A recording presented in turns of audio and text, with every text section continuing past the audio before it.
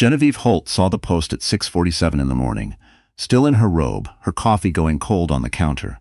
She didn't gasp. She didn't drop her phone. She just stood there in the kitchen of their house in Oakville, Ontario, staring at the screen, while outside the window the October sky turned pale gray over the lake. The post was public. That was the first thing she registered. Not the image itself, not yet, but the fact that anyone with a phone and a Wi-Fi connection could see it. The woman's account had 34,000 followers.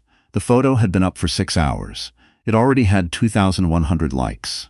Genevieve set down her coffee mug very carefully, the way you set something down when your hands are starting to shake and you don't want to admit it. The photo showed a woman lying across a bed. White sheets, afternoon light, one bare shoulder angled toward the camera.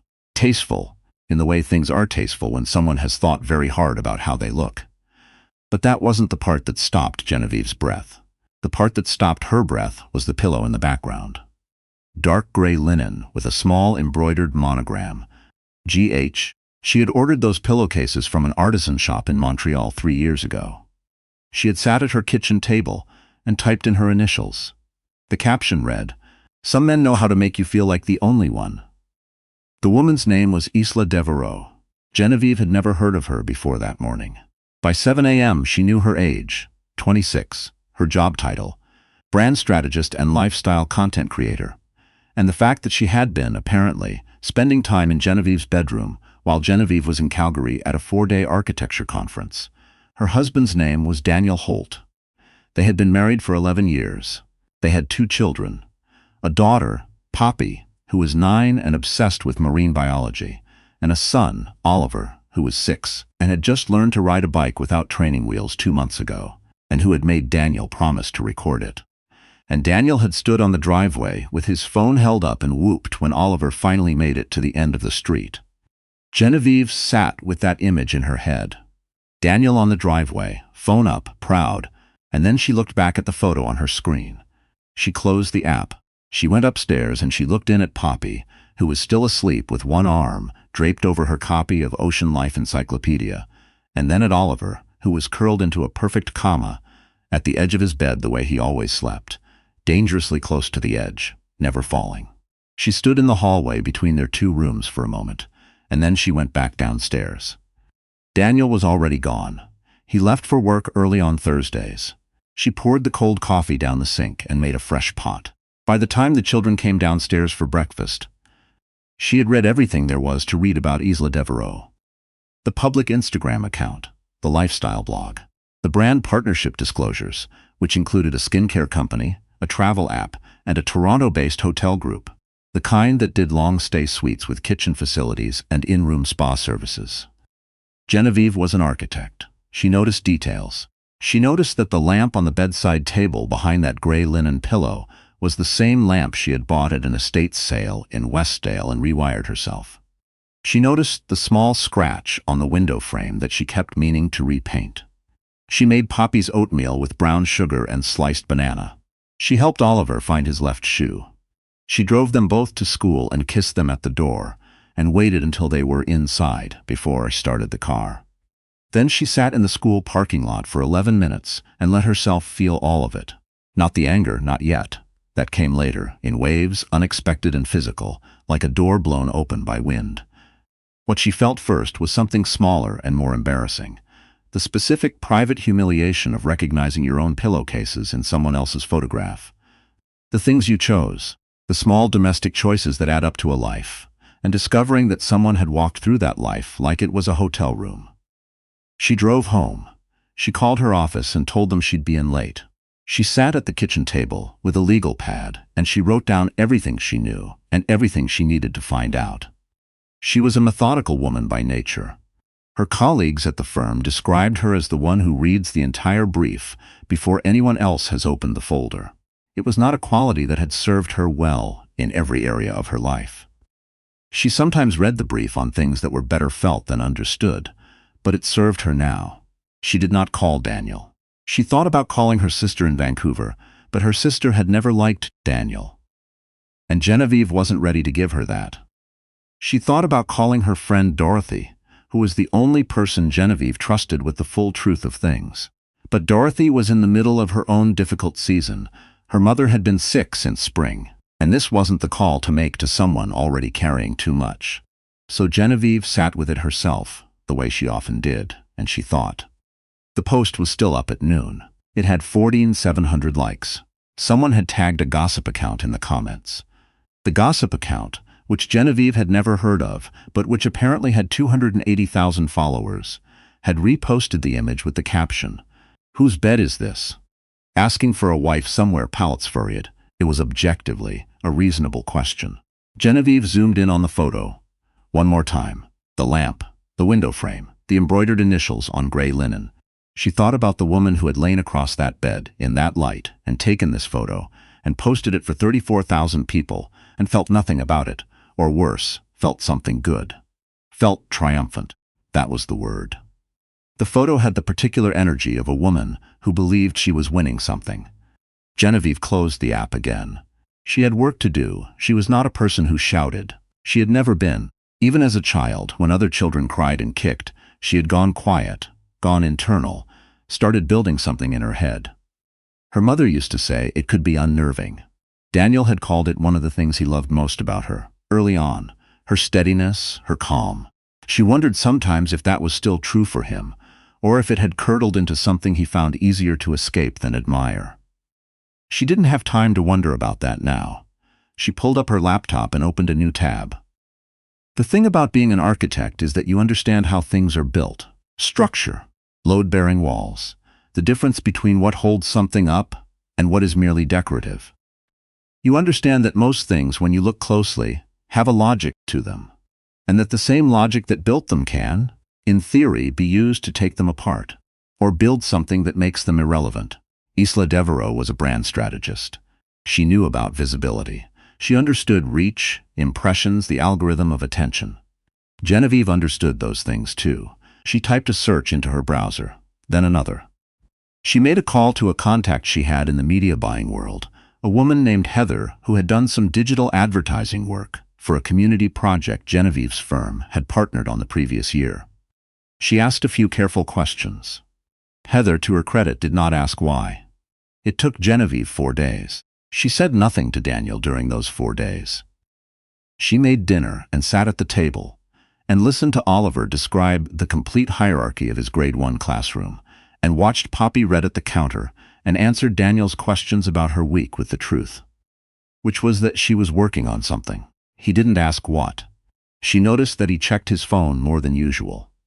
She noticed that he smiled at it once, a small involuntary thing, and then looked up and saw her watching and put it face down on the table. She said nothing. She cleared the plates. On the 5th morning, Isla Devereaux posted another photo. This one was from a rooftop. Downtown Toronto, the CN Tower visible in the background, the lake a streak of blue behind her hair. She was holding a cocktail and squinting into the late afternoon sun, laughing at something off camera, the caption, "Living out loud, no apologies."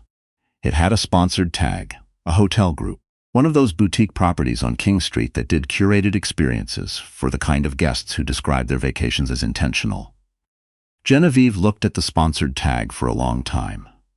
Then she made a phone call. The campaign went live on a Tuesday. Isla Devereaux posted her content on a Wednesday morning. A beautiful, professionally lit photo of the hotel's rooftop bar, her account tagged, the hotel's account tagged, everything clean and deliberate and monetized. 2 hours later, in the digital ad space that ran directly below that photo in the targeted feed.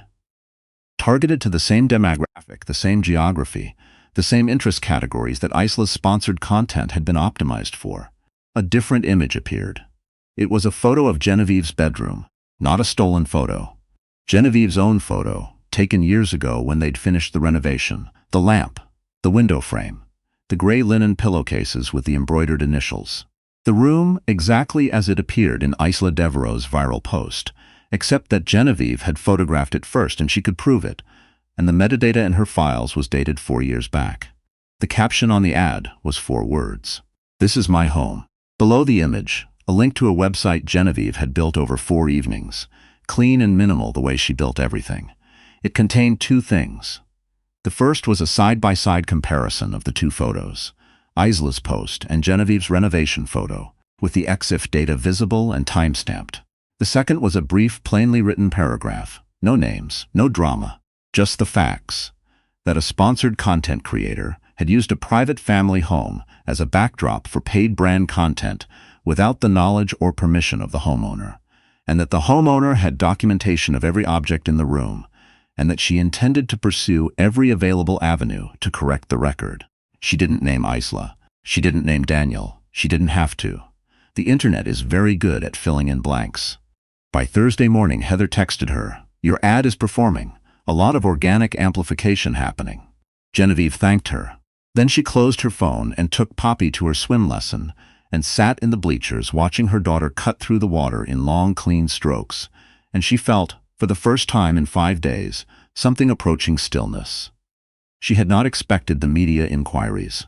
The first came from a local lifestyle blogger, which she ignored. The second came from a journalist at a Toronto outlet who covered consumer and digital rights issues, whose name she recognized because she had read a piece of hers about influencer transparency and the regulation of paid partnerships the previous spring.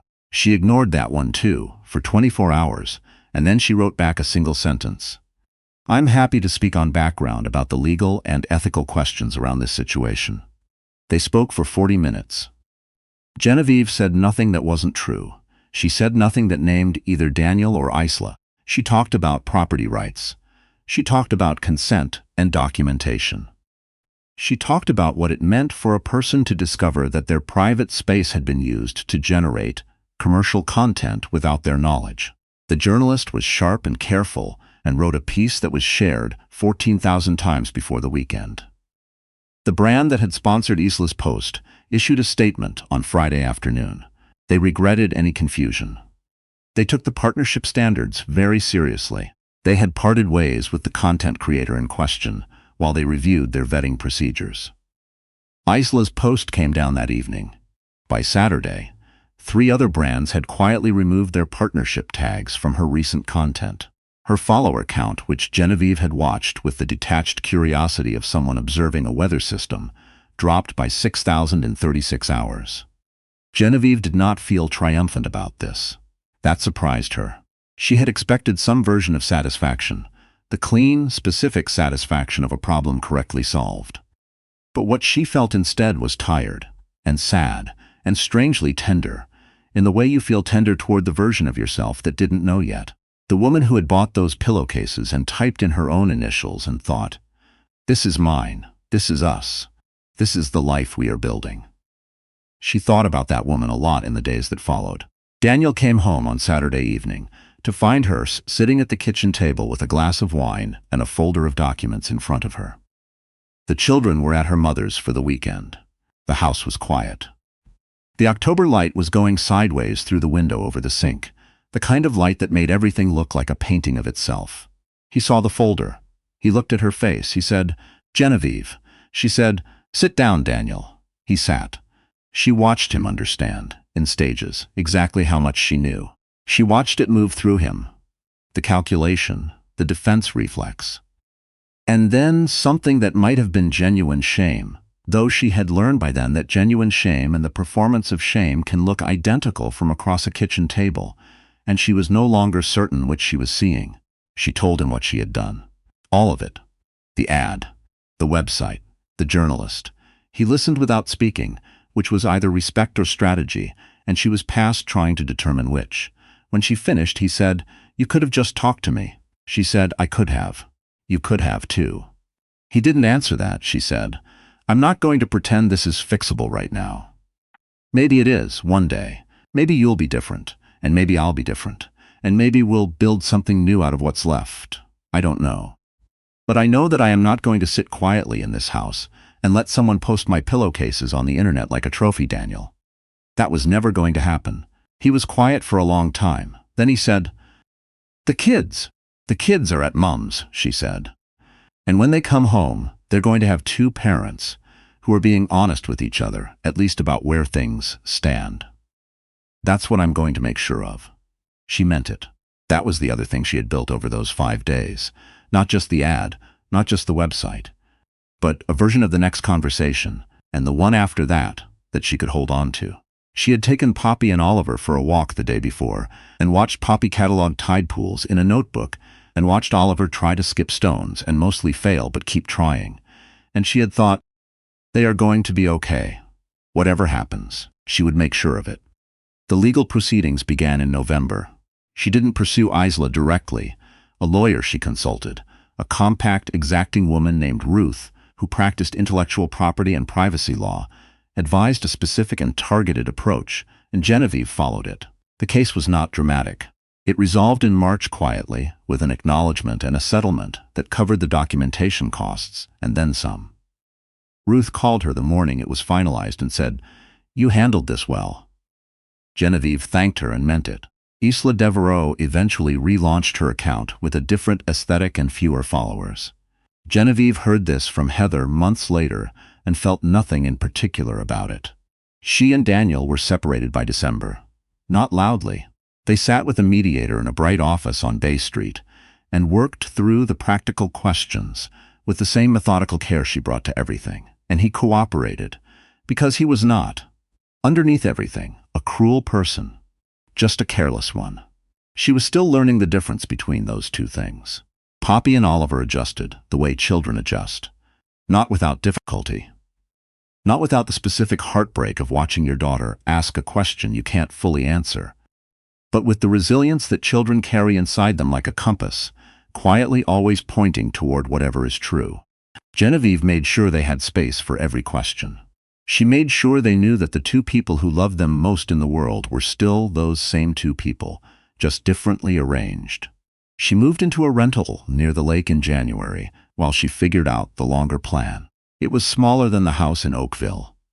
The windows faced east and filled with morning light. She repainted one wall in the living room, a deep, particular shade of green that she had been thinking about for years and had never done, because Daniel preferred neutral colors. She bought new pillowcases, plain white, no monogram. Poppy came for her first overnight and stood in the living room doorway and looked at the green wall and said, "Mom, that's really good." Genevieve said, "I know." She hung her drafting lamp over the kitchen table and set her laptop beside it and sat down in the quiet of a Tuesday evening, children asleep. Lake making its patient sounds outside, and opened her project files. She had a new commission. A community arts center in Hamilton, a modest budget and a beautiful problem. How to make something small feel like it could hold everything. She liked that kind of problem. She was good at it. She worked until midnight, the way she sometimes did when something was really interesting. Then she saved her files and closed her laptop and rinsed her wine glass and stood for a moment at the kitchen window, looking out at the darkness over the water. She had once thought of herself as half of something. It had felt like abundance. Now she stood here alone and entire, and she understood, in the way you only understand things that have cost you something, that she had never been half of anything. She had always been this. A whole thing, with preferences and precision and a specific shade of green that she had known for years was exactly right. The lake was very still. She went to bed.